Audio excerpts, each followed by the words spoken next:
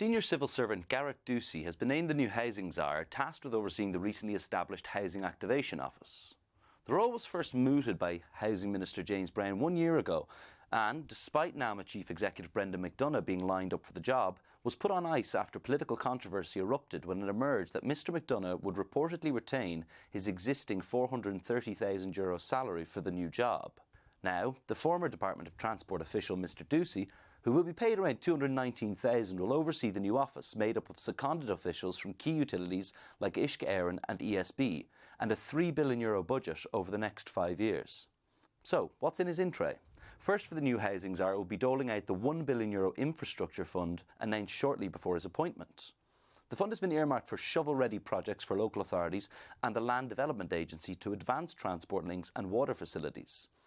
It will fall to the housing czar and his team to make sure the projects in question help speed up the delivery of housing and that they will actually be delivered.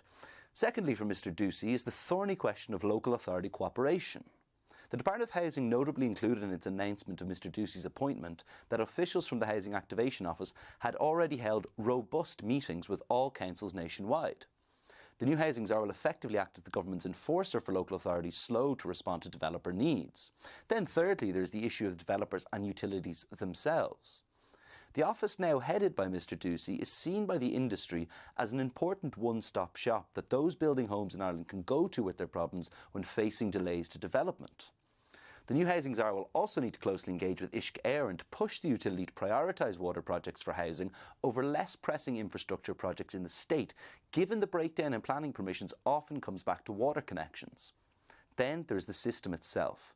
The government will say the new office is just one of several measures already introduced, but given the strategic importance placed on it, the opposition will want to scrutinise its work. Finally, that may be one challenge Mr Doocey, the new housing czar, has not foreseen. A Oireachtas committee seeking a closer look under the bonnet of the activation body and what it has been up to.